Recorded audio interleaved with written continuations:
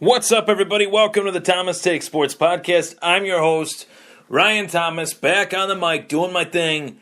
Very excited to start off today's short show, but I've obviously haven't really been doing nothing in terms of the Thomas Take.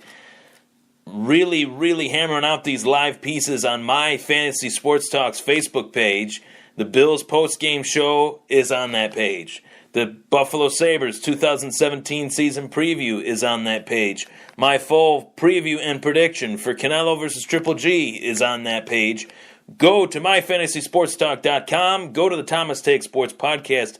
Both of these pages are Facebook pages.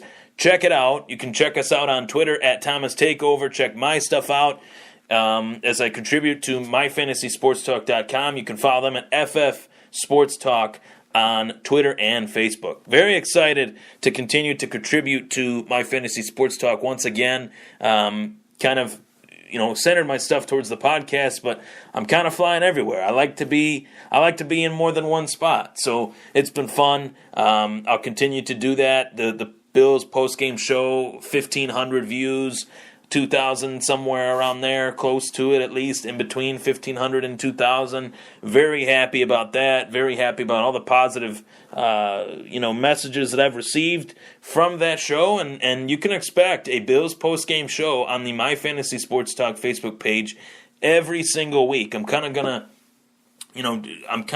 to, I should say, recap the action from the NFL and recap the Buffalo Bills. So thank you very much for all the support. Thank you for tuning in and watching that show.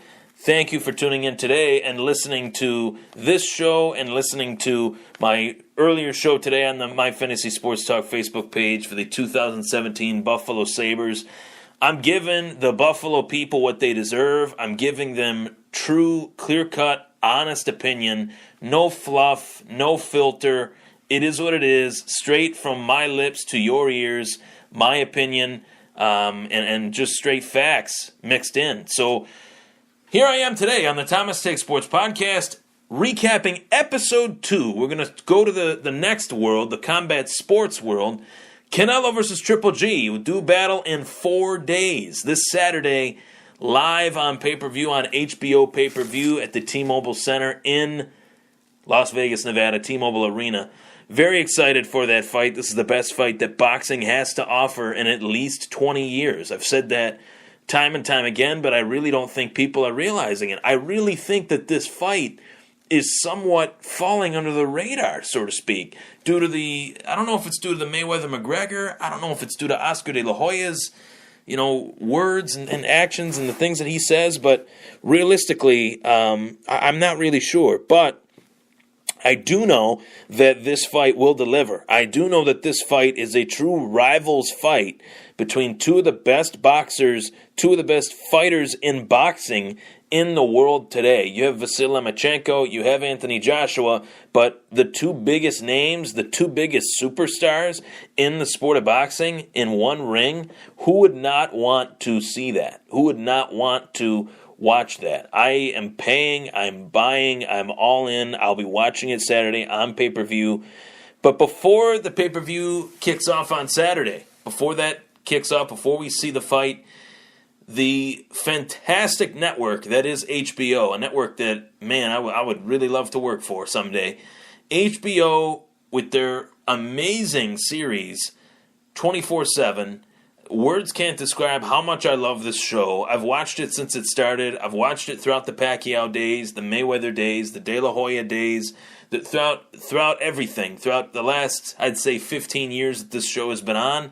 Maybe I'm overselling it a little bit in terms of the years, but in terms of the quality of the show, there are very few better shows that chronicle two athletes going toe-to-toe inside a boxing ring or inside the octagon than 24/7. That show is fantastic. The way that they paint the picture before the fight, I love it. And I just watched Episode 2, recapped Episode 2, recapped Episode 1 last week. This is the recap for Episode 2.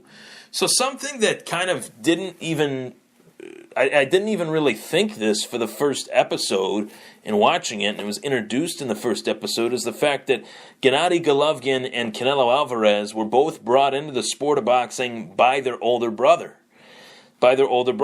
So that is interesting, to have two guys that were kind of brought in by former boxers that were in their family tree. That's pretty cool. We saw that with Floyd Mayweather in years past with his father and with his uncle. We're seeing that now with Canelo Alvarez and Gennady Golovkin. And I'm very excited to see how these two brothers continue to contribute to Gennady Golovkin's career and Canelo Alvarez's career. I'm very interested to see what spawns of that, not just from this fight on, not just for this fight, but from this fight on, I should say. So I'm very excited, in regards to that. I thought that was depicted very well, showing Canelo Alvarez and his brother boxing in the street back in the day, showing Gennady Golovkin training with his brother in this tiny, tiny boxing room, both fighters coming from extremely humble backgrounds. And in this episode, we kind of got to see the trainer's side of things. We got to hear from the trainers, the Canelo Alvarez trainer and Gennady Golovkin. And Gennady Golovkin's trainer, man, is he confident for this fight. He thinks that Gennady Golovkin is a terrible matchup for Canelo Alvarez. He thinks that Gennady Golovkin hasn't even shown his best yet inside a boxing ring, which is really hard to believe given that Gennady Golovkin is 37-0 with 33 knockouts. His knockout streak of 23 consecutive knockouts came to an end versus Danny Jacobs a few months back. That was chronicalized in this episode. A tough fight indeed for Gennady Golovkin, but Danny Jacobs is no joke. Danny Jacobs is a tough SOB. So tough that this man came back from a devastating illness that almost killed him, only to fight, 6-7 months later, and fight not only in the boxing ring, but fight Gennady Golovkin, Triple G, the most devastating puncher in the sport of boxing, and he went 12 complete rounds, even winning rounds, against Gennady Golovkin. So to say, Gennady Golovkin didn't look as good in his last performance, he didn't show what he has shown in performances of years past. Well, he was going up against one of the toughest SOBs in the sport of boxing, and that is Danny Jacobs. So I'm not really putting too much constructive criticism on that. It went 12 full rounds. He went the distance with Jacobs, and he won the fight. So the undefeated streak continues. Canelo Alvarez, on the other hand, we're starting to see Canelo really concentrate, really focus, and hone in on his physique. I've never seen Canelo Alvarez look this thick. His body mass is fully grown. We didn't see this when he fought Floyd Mayweather. We didn't see this even when he fought Miguel Cotto. We didn't even see this when he fought Julio Cesar Chavez Jr. A few months back. He is really putting on the mass, putting on the body weight that he needs in order to absorb the power punches of Gennady Golovkin and dish out the power punches on Gennady Golovkin. This fight will be contested at 160 pounds, which is the middleweight division in the sport of boxing, and there is so much on the line. Whoever wins this fight is the A side. Whoever loses this fight is the B side. It's just the reality of the situation. I have heard rumors, I have heard rumblings that Gennady Golovkin will retire if he wins this fight. He doesn't see it getting much better. A 38-0 record, capping that off with a title-winning performance against Canelo Alvarez, the supposed rival. And really what goes unnoticed to the casual boxing fans is that these two fighters have known each other for quite some time. These two fighters have trained together. These two fighters have sparred hard rounds against each other when Canelo was 19 years old. Now, Canelo, 25, 26, I believe. That was a few years ago. But Gennady Golovkin, 35 years of age, really didn't have his shining moment until 5 years ago, which was his debut fight in the United States. So two completely different careers, but they're colliding on one night, September 16th. The career of Canelo Alvarez, the young phenom, the 49-1 fighter, the guy that is really fighting, the fighting pride. He is the fighting pride of Mexico, and really is the fighting pride of Puerto Rico now that he has defeated Miguel Cotto. So he is fighting as an international superstar, and you have Gennady Golovkin, who is an international superstar in his own right, lets his skills do the talking, doesn't talk a lot, but does like to throw in subtle jabs every now and then. And Gennady Golovkin's trainer and Gennady Golovkin say that this fight is only happening because of the fact that Gennady Golovkin went 12 full rounds with Danny Jacobs. That could be the case. That is the business of boxing. That's the way the sport seems to roll, with, opportunistic moments happening at opportunistic times for both fighters. I've talked about it extensively with Floyd Mayweather and even Manny Pacquiao throughout their heyday, but these are the two new superstars of boxing. It was the Mayweather-Pacquiao era for a little while. Now it is the Canelo Triple G era. I'm very excited to see this fight finally come to fruition after many, many moments where I thought maybe this fight will happen, maybe it won't. It was 3 years' time that it took this fight to take place, but it felt like 30 years. It really did, and that might be because of the lackluster sport that has been boxing the last few years, but boxing really needed this fight.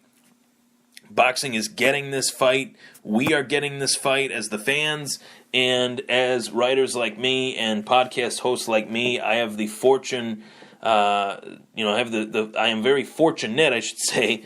I am very fortunate to talk about it, and I'm just so fired up for this fight. I'm fired up for this fight. I'm fired up for this show. The post-fight reaction will be on both the Thomas Take Sports Podcast here now, live on Spreaker.com, Twitter, Instagram, Facebook. It's everywhere. You just got to type in the Thomas Take Sports Podcast and you'll find it.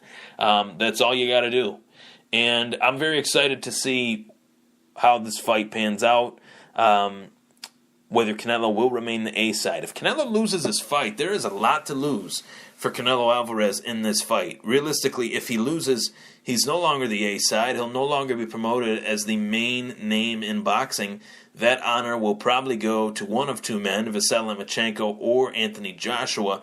We could see 24/7 start to chronicleize the heavyweights again, which is something that hasn't been done really since Vladimir Klitschko was in his prime. So very, very, very curious to see how this fight pans out. I will be buying it. I will be watching it live on pay-per-view from Mikasa.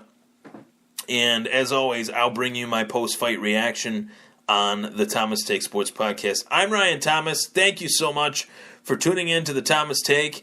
Thank you so much for tuning in to the live shows on MyFantasySportsTalk.com, where I have given my Bills post-game reaction, my preview for Canelo versus Triple G. I put my prediction out on the line as well. I do think that this fight is a tough matchup for Canelo Alvarez, but I think we will see the best Canelo Alvarez inside the ring on Saturday night, and I think we will see the best Gennady Golovkin in the ring on Saturday night. Take care, everybody. I'm Ryan Thomas. Thank you for tuning in to the Thomas Take Sports Podcast. 24/7 Canelo versus Triple G Episode 2 recap. Thank you so much. Take care, everybody.